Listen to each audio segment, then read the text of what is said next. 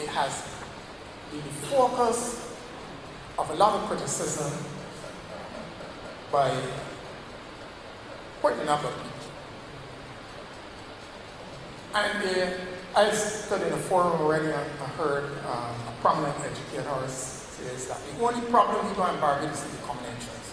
Get rid of it and we solve our problems. Very simplistic way of looking at things. This examination has been the subject of much controversy for a long time. On Wednesday, the 29th of May 1977, the then Minister of Education, Mr. Louis Tull, revealed at the opening of the new Harrisburg Primary School the Barbados government's commitment to the abolition of 11+ examinations, so you say it goes way back. On March 2nd, 1978, while addressing a speech there ceremony at the law school, Prime Minister Tom Adams expressed the urgent desire to devise a means of transfer which is less humiliating to the student population. He wanted a system whereby the 21 secondary schools will have, to quote his words, a better chance of high flyers and low flyers and late developers, etc., going to the various schools. By 1979, Minister Tull admitted that the Ministry of Education had been unable to devise an alternative to the secondary school examination. The minister acknowledged that it was a manifesto pledge of his party, but he was experiencing some problems. He cited one of the major problems as a shortage of enough places at the secondary level to accommodate pupils seeking places in secondary schools. Other problems listed as a disparity existing between older and newer secondary schools, and the tradition of parents opting for schools where they think their children will do better. He then threw out a challenge which I want to quote. He said, "I would here challenge all the critics of the present selection process to think they suggest a solution to its logical conclusion, preferably put their thoughts on paper and let us discuss it. My door is open." End of quotation. I'm not sure if Minister Tull received any written responses, even though some circulated as letters to the editor in the print media. Some alternatives were revealed by the minister at the time. This is in the 1970s. Zoning, random selection, something called banding, ensuring that each school get a certain proportion of pupils in each particular band or range of marks. However, Ralph Gemma, writing in The Nation, Friday, June 1st, 1979, called for caution, not to abolish or alter the common entrance before it is thoroughly explained. He wrote, and I quote, "I would restate that any attempt to abolish the common entrance exam should be based on two considerations only: the proven benefits of the change, and the operative word here is proven, and the maintenance and improvement of the standard of the present educational system as a whole." End of quote. In 1980, while speaking on a resolution to approve the acquisition of land at Clapham to build a primary school, Minister of Education, Mr. Louis Tull again, returned to the common entrance exam, revealing that he had invited the 21 headmasters of the government secondary schools to sit down with him and work out solutions to the problem. He suggested that if the principals cannot find a solution, to quote him, "I will make a decision whatever the consequences." Nothing has been done.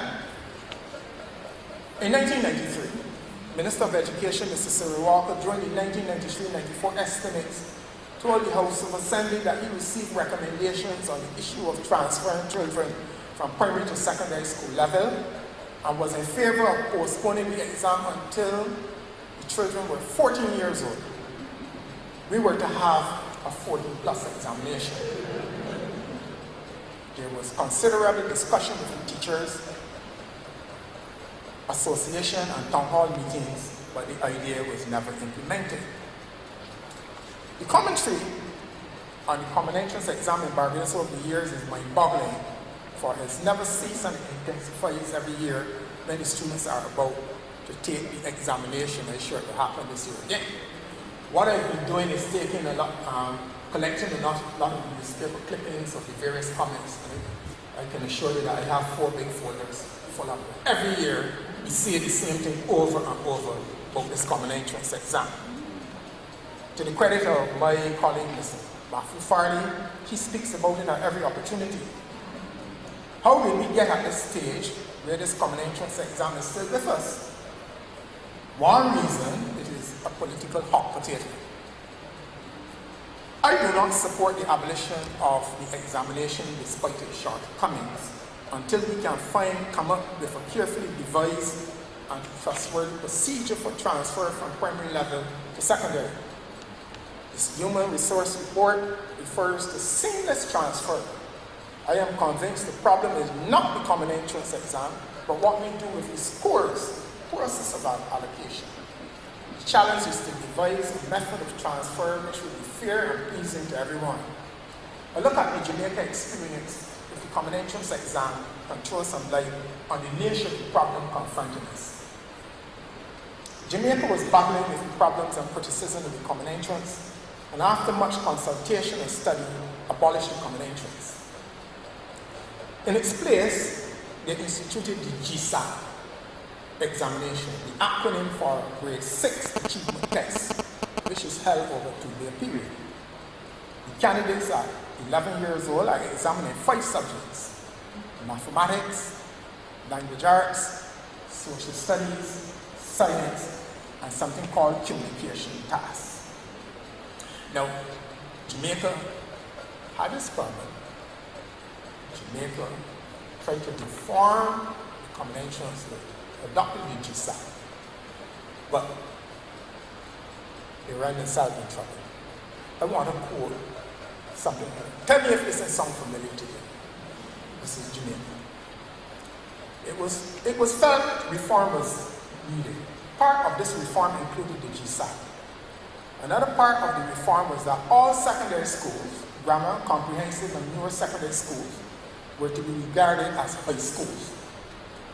There was to be no more distinction between grammar schools and other schools at the secondary level.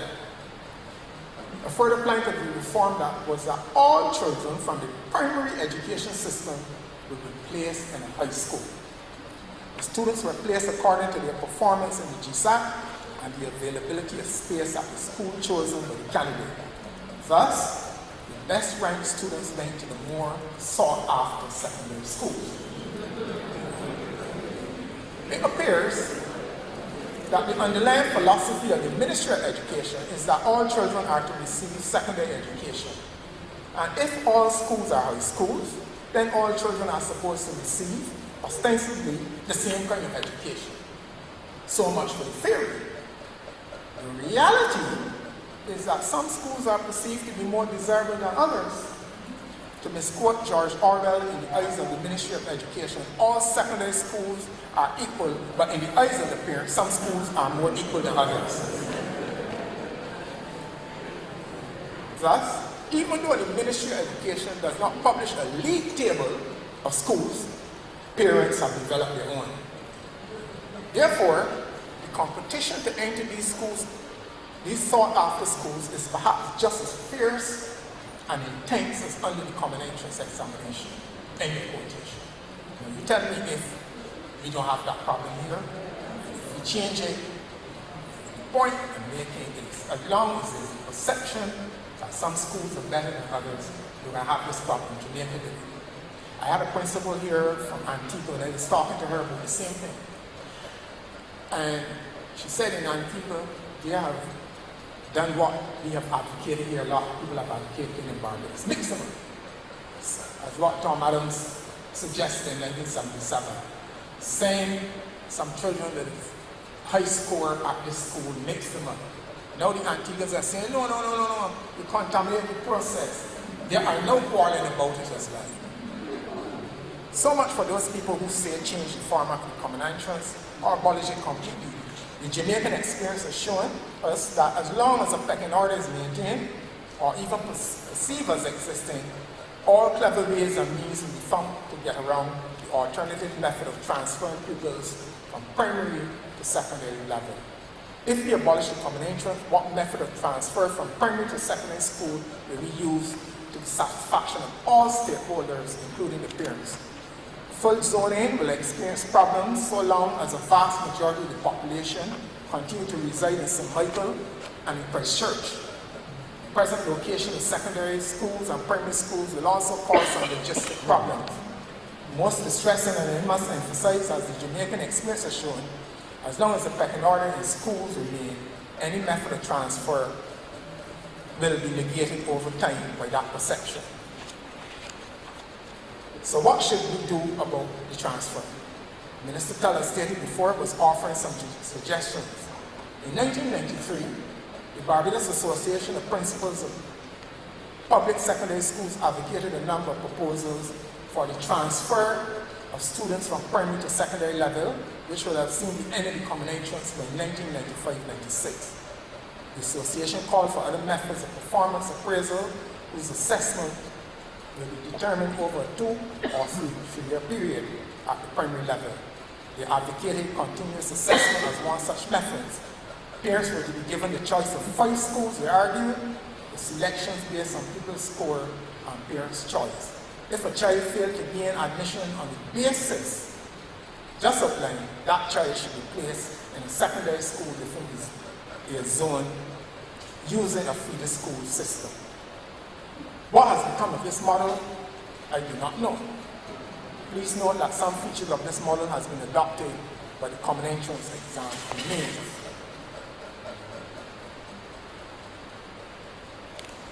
The system must change, but it requires considerable thought and change perceptions about schools and teachers.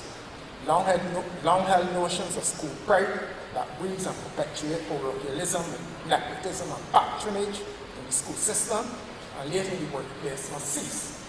Instead, people must be treated as human beings with unique gifts, and talents, and rewards must be allocated largely by merit. In short, we must truly embrace the tenets of the meritocracy. The Caribbean Examination Council has launched the CPEA, Caribbean Primary Exit Assessment for the region.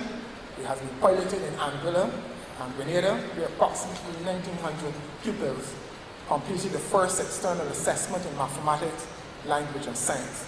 It seems as though there will be a continuous assessment component to be supervised by teachers, which would involve projects, written and oral reports, and other forms of assessment. The idea of continuous assessment was contemplated in Barbados, but never implemented. Just read page 26 of the Curriculum 2000, and you see the system that was set up there for continuous assessment to be added to the common entrance for 40% of the marks. All the teachers were to be trained, and nothing was done about that. I propose for Barbados the following approach to the transfer of children from primary to secondary level. I first touted this idea at a gathering at the Parkinson Scholars Association in 2003, so I'm not saying it now. Since it is difficult to get rid of the pecking order in schools, use it with a changed format to create as much equity as possible. In essence, retain the common entrance for a selecting purpose, but decide on whether the format should change, such as subjects to be examined. Introduce a continuous assessment component worth at least 30% of the marks to be administered by the teachers in the primary schools. Pupils will have 3 or 4 schools of choice. The Ministry of Education can determine the number. If they fail to make the grade, they should then be compelled to attend the nearest school to them, determined by a zone. Such a process should work against all the top achievers going to a few schools and all the underachievers going to the rest. This is what Tom Adams imagined in 1978. In short, there should be some mixability with newer secondary schools getting some academically promising students rather than at present all the lowest performers in the common entrance. Some effort should be made to refrain from creating so much excitement about the common entrance by the mass media, parents, and schools. Parents refusing to take expert advice of their children's class teachers in relation to school choices. Parents standing around examination centers all day during the sitting of the common entrance as though their presence will somehow improve the performance of their children. Parents who help feed with senseless lesson mania, pervading the island, spending a lot of hard-earned cash just to hothouse their children for the examinations. Sometimes I'm convinced that the lessons function more as a psychological prop for the parents tuition designed to improve learning among the children. Parents harassing the Ministry of Education with transfers around the system after their children have been allocated to a school.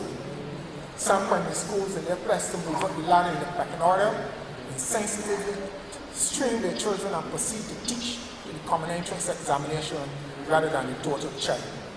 Teachers at the primary level who join in the help pushing the gifted ones to the breaking point for recognition, worth, and prestige. Such hype and publicity must cease, for it is a vicious cycle which feeds on itself and goes on and on. It places the children under tremendous pressure and destroys the self-esteem of far too many in the system. There is nothing wrong with the common entrance exam as an examination. Children must understand that there will always be examinations or forms of assessment throughout their lives.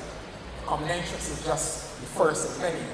What we have succeeded in doing in Barbados is to take all the examinations, the common entrance, and later the C-SEC exams and CAPE, to sort people and to use them for ridicule and prestige.